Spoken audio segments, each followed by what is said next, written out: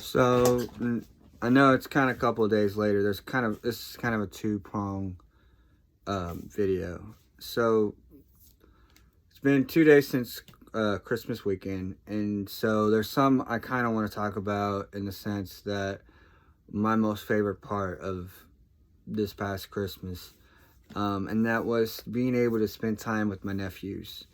Unfortunately, because my schedule and my sister's schedule doesn't always add up. I don't get the chance to really see them that often.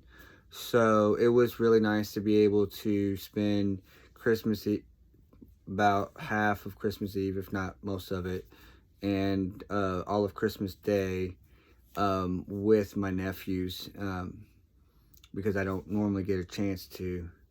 It was fun playing with my youngest nephew's 8 months right now. It was really fun playing with him and connecting with him and bonding with him and making him smile. Um, that was probably one of my highlight of the entire weekend is being able to spend time with Logan. Um,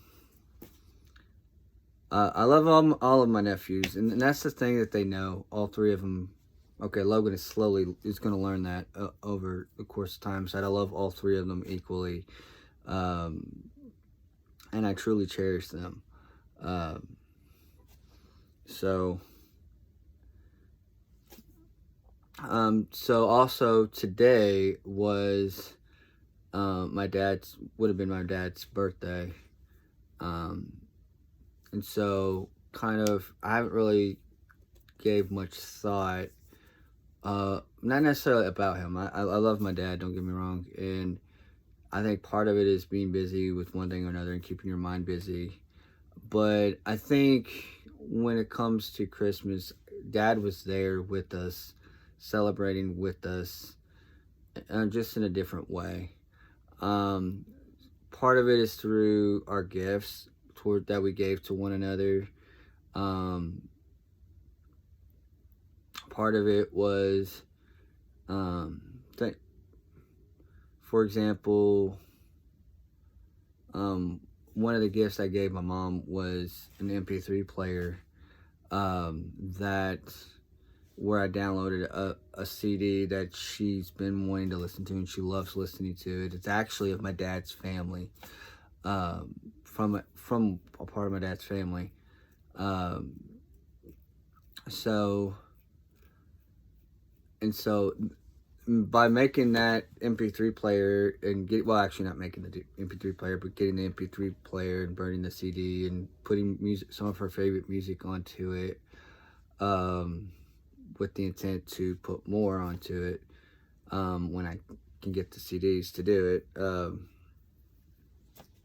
It's very much something that my dad would have done um, in that particular situation because he did it. I remember one Christmas when he went through and he made a CD on his computer with our favorite music, and it was specific to our specific favorite music. And while it may seem very small and insignificant at the time,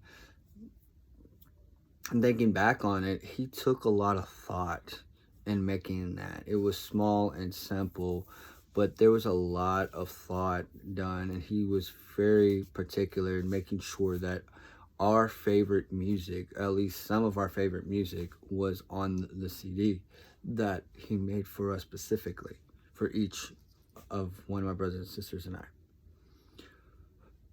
I. So that I cherish. I wish I knew where that particular CD is, um, because that's something my dad made um, himself. So, um, like, and then my mom's quilt that she made was very much dad was kind of imprinted into it, and it was funny. Like they noticed one of the squares in the quilt that of that was made out of my dad's shirt has a stain on it, and it's like it makes it more personal in the sense that it's not just, oh, that's just a random piece of cloth. Like, my dad literally wore that, and so it makes a part of dad there. And it was kind of nice wearing my dad's coat today. Um, and it was good that the temperature was warm enough for me to just go by with that coat rather than wearing a winter coat. Because it meant like a part of my dad was there with me. And so a lot of what kind of sticks with me is from my dad is a lot of the dad jokes I learned from him. A lot of instant response I learned from him, actually. And some of it's from my mom, but a lot of it is from my dad. And so even though I did do dad jokes before he passed, when he passed away, I kind of upped the ante, if you will, with dad jokes, in the sense of, like, for example, there's one time when my nephew was younger, he would say to my dad, and he said it to me, and both of us responded very much the same way. He would say, "I'm hungry," and it's not just he'll say, "I'm hungry," and then wait a while for us to get up to fix him something to eat. He would repetitively say, "I'm hungry, I'm hungry, I'm hungry, I'm hungry." And so my dad did it, and then I did it. We kind of did it at different times.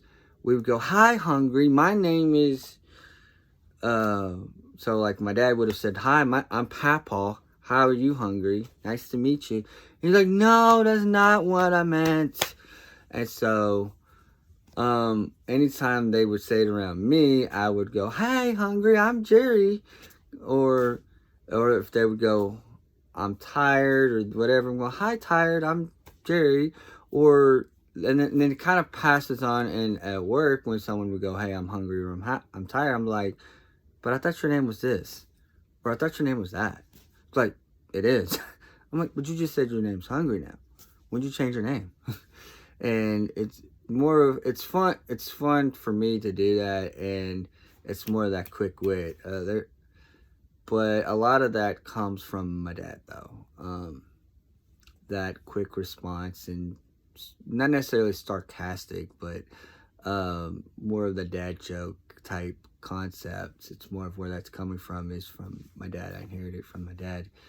Not necessarily like blood by blood, but more of, it's that concept of monkey see, monkey do. When you see your father or your mother do something on a normal basis, you tend to replicate that, in the sense that you tend to do it yourself because you see them do it. And so, and that can be a positive or a negative thing, in the sense that if you see, for example, one of the positive for me from my mom is my mom loves to read. So it was hard for me to learn to read at first, but once I got the hang of reading, I cling to it, and I get a lot of that clinging to reading from my mom. The patience that my dad had, especially in a crisis situation, I gained from him, in the sense that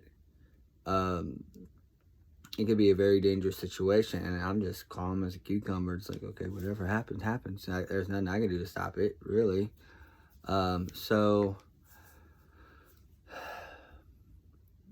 I think one of the best things about my dad was he was the peacemaker of the family. He always sought to make peace between my brothers and sisters and I, between my mom and I, between my mom and any one of us, whenever we were intimate. I think the only time he stood down in any kind of way is when my nephews were involved, and my sister, like, is going into full mama bear mode. And or if somebody gets my mom riled up, and they're like, "You better get her in line," kind of attitude. It's like, "Look, you rattled the cage, you deal with the consequences. I ain't messing with that. You did it. That's you. You need to back up and, go on somewhere and let her calm herself down." because you barking up the wrong tree with her kind of concept. He knew, my dad knew when mom's in that mood, when she's, somebody got her rattled, he's like, you did that one. That wasn't me. I'm glad it's not me. But you have fun with that kind of attitude. But within family, nevertheless, he waits for us to calm down or whatever and tries to be the peacemaker in the family. And so, in a lot of ways, when he passed away, that mantle of peacemaker got moved from my dad onto me. And it's not the most fun job of the family, but I love to see my brothers and sisters. There's a lot of trauma that each one of us dealt with individually that we never brought to one another's attention. And part of that is we never knew how to deal with it, not in a healthy way. And so it's kind of hard to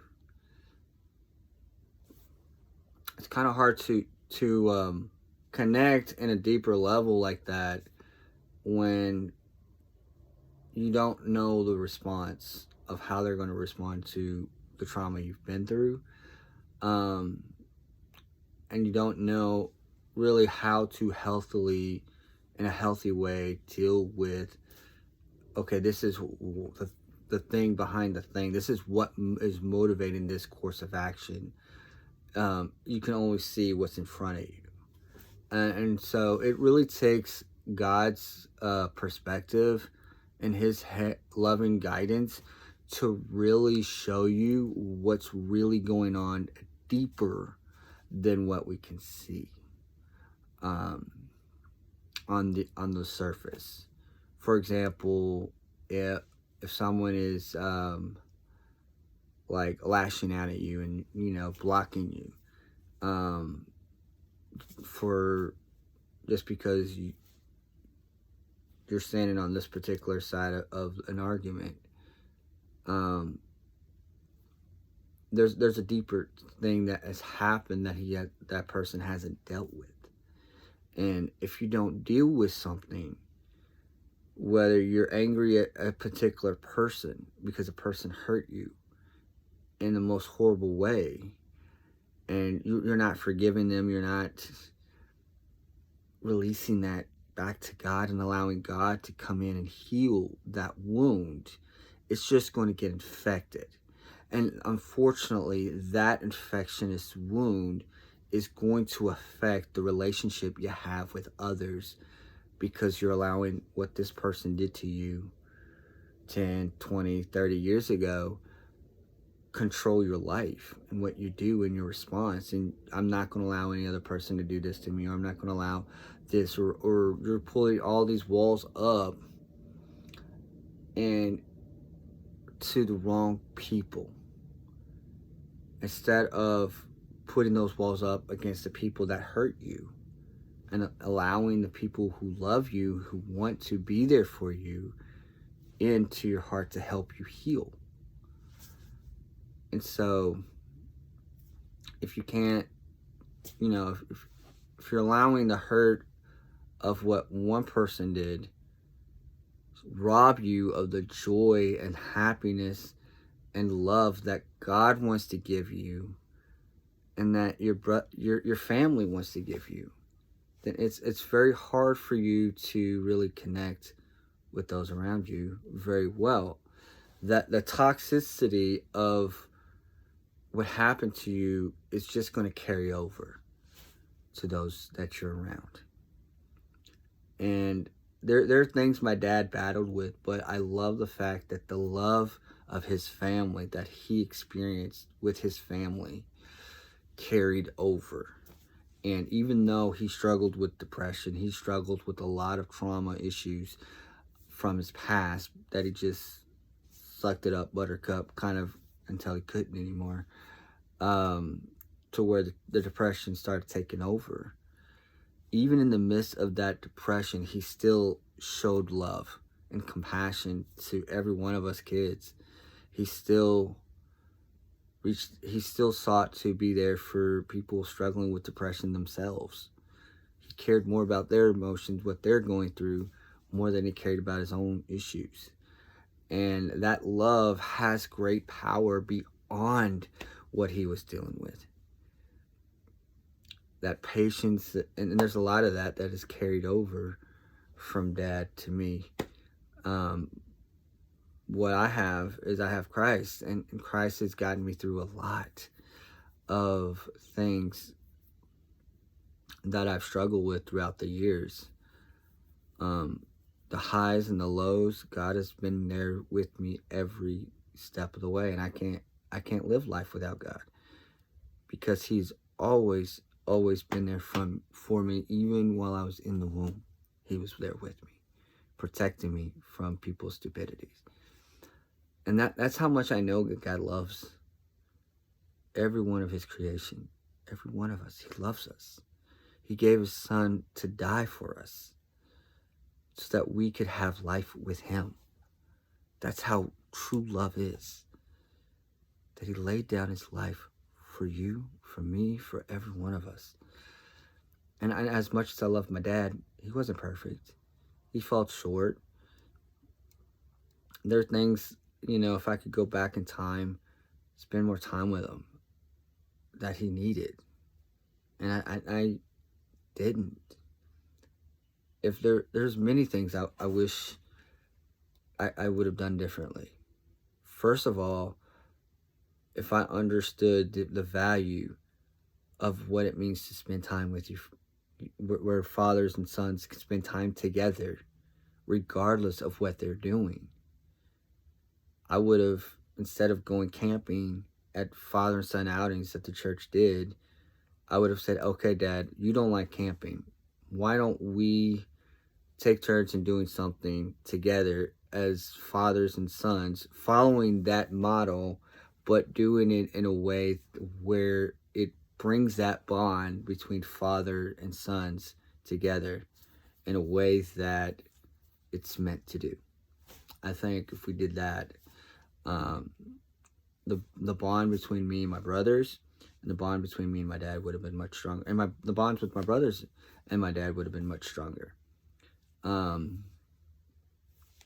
actually, I think every father needs to spend some kind of time with their kids.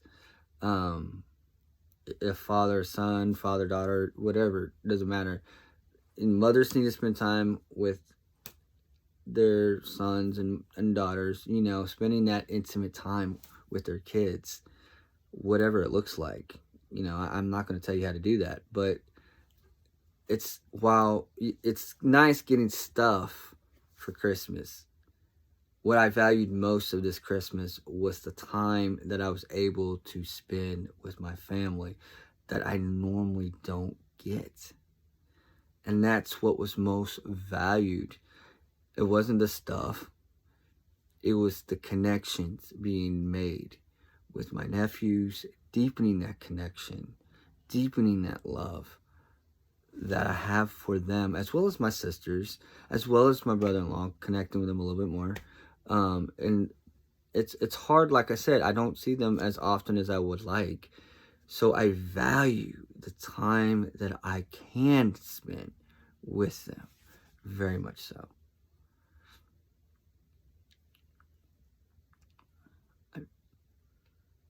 And so, as much as I miss my dad, and I do, it's not to where I'm crying or anything to that. God has healed the grief. But I remember him for who he is. And he was a man who loved his kids. He loved his grandkids very much so. I think he wouldn't have been able to lift Logan, but I think he would have played with Logan, similar to how I did. I think he would have loved to meet Logan and to make him smile and to spend time with him. I think he would have cherished that.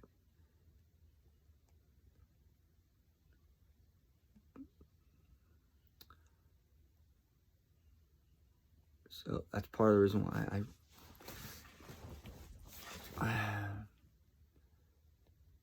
so yeah, it's very important that you cherish your friendship, your relationship with your family. I understand some are very toxic, but there's always something deeper going on in that toxicity that you need to dig deep into to help them heal. Because until they forgive whoever truly hurt them, it's just going to come out on you. It's not your fault, and you don't deserve that. And I don't condone what they're doing, but there's always a deeper reason why someone is doing something hurtful or hateful. And until you find out what that is and help them heal from that, nothing's ever going to change in that relationship. I love y'all. I hope that God can help heal the wounds that resides in you. I hope that we draw closer to Him and that we remember to be there for our loved ones and cherish the time that you have with them. Because as the Bible says, we don't know. Every breath we take isn't granted. God has given it to us freely. We don't know if we're going to wake up in the morning or not. We don't know if we're going to, there's going to be a horrible accident that ends our lives. Every day, every new day that we get isn't promised. So we need to cherish who we have in our lives today. We need to be bold and have courage enough to say, I love you, even when it's not very well received. We need not only say it, but to show it. Not to be afraid to show that love for one another. Because we don't know if we're going to wake up tomorrow. We don't know what's going to happen tomorrow. But we have today. We have today. So let's show love for one another today and tomorrow. Let's not worry about what happened yesterday. That's in the past. It can't be undone. No matter how bad I would love to go back in time and to change things and how my dad and I, to take back all the hurtful words I may have said to him when I was a kid, or even the hurtful words I said to my mom. I wish I could go back in time and undo that. I wish I could go back in time and undo a lot of things, but I can't. I can't undo those things. So dwelling on the past and wishful thinking, wish that I never did this, or wish so-and-so never did that, that's not going to change anything. You can't change what happened. It's already happened.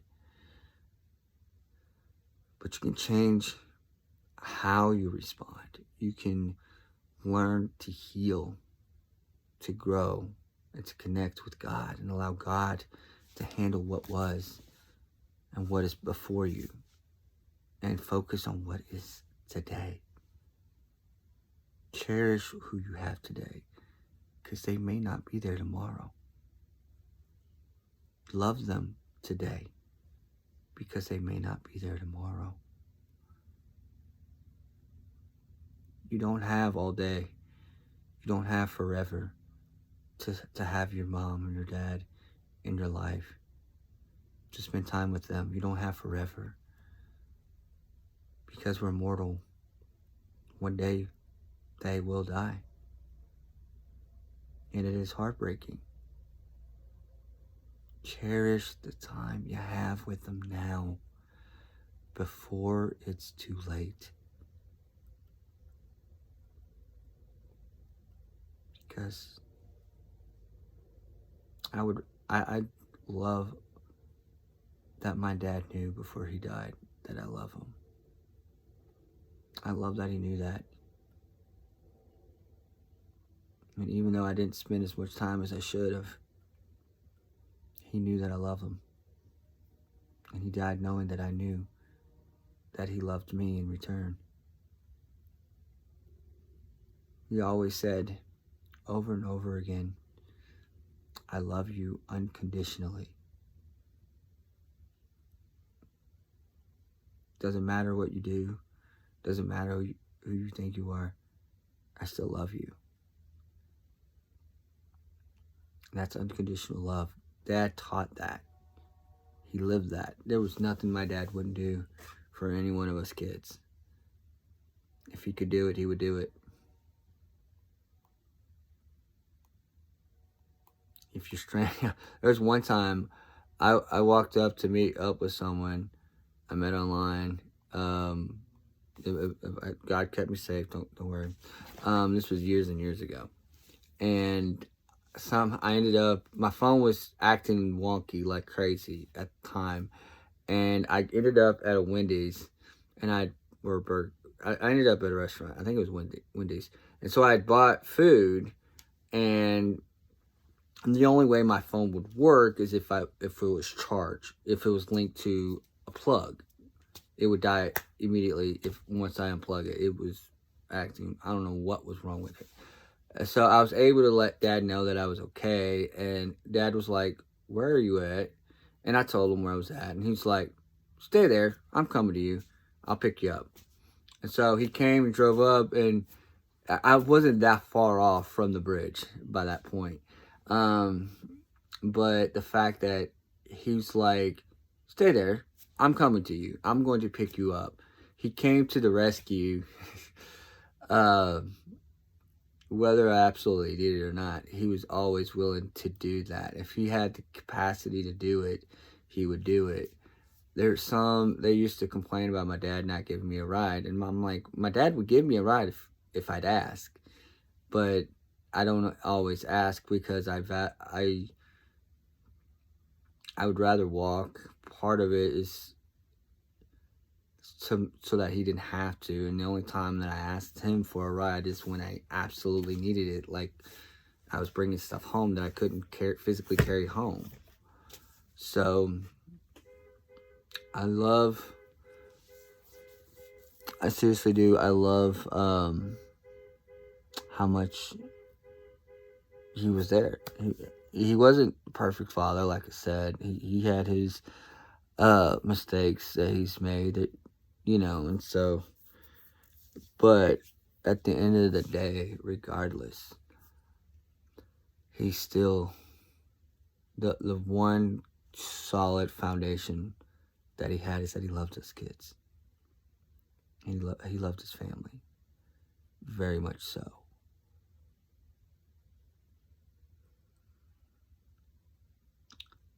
So, I love y'all.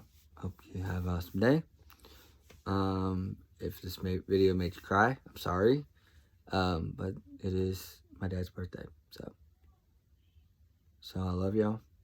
I can't help but think about my dad, especially on this day.